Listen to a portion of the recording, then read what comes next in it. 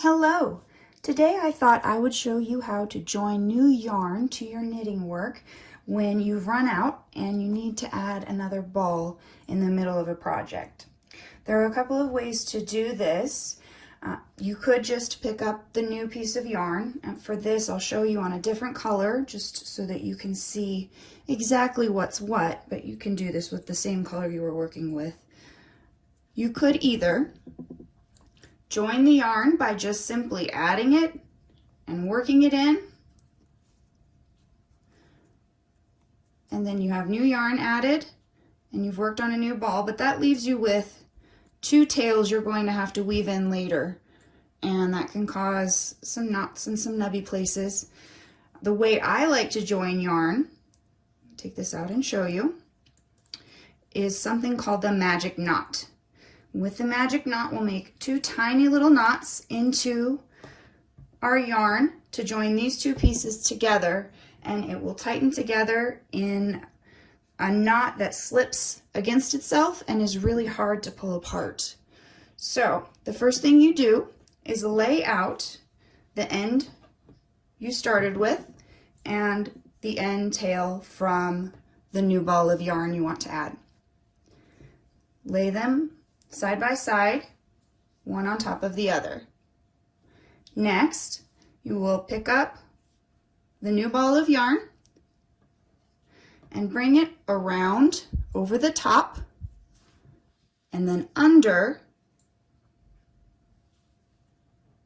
the old ball of yarn. Then you'll take this and make a knot by crossing it over itself and bringing it through, making sure that your end of your tail is pointing away from the ball of yarn. You'll pick up the other side and make another knot.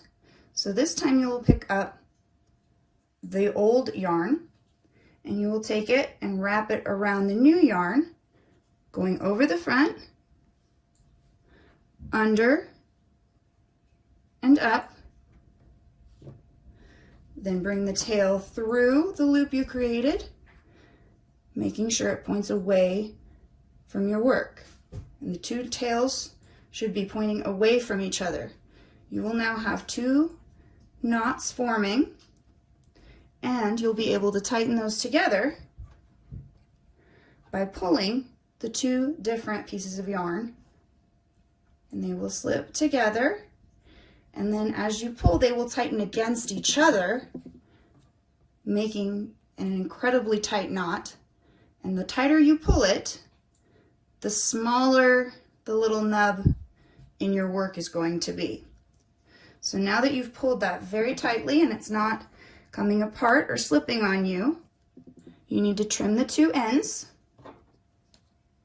We'll start with this darker color here, and you trim it right up next to the knot as close as you can get without cutting into your knot. Set that tail aside, and that's a scrap now that can go in the trash, or do with it what you please. And then you'll cut the other side off very, very close to the knot, as close as you can get without clipping the knot.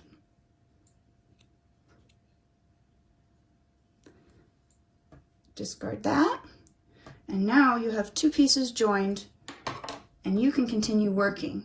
I'll work it around a little bit and fast forward for you so you can see how it does end up working into your project. There will be a tiny little knot, but for me, it's nothing like the knot I get if I try to weave in my ends separately. So here we've come up to our knot, and we'll just transition there. And you see, you just have a tiny little knot, and when you work around and work the next row, usually that tiny knot pulls itself to the back purl side of the work, and it won't show hardly at all. And especially when it's in the same color of yarn, it really does blend in a lot better than some of the other knots and joins that I've used before. I will quickly knit around one more time so you can see how that evens out around the knot. But otherwise, you have seen how to make a really nice join of new yarn. And again, that's called the magic knot by most people. We'll get around here to the side.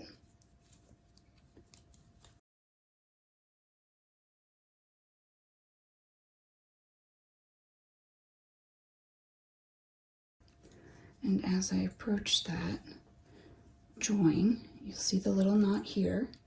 When you work it,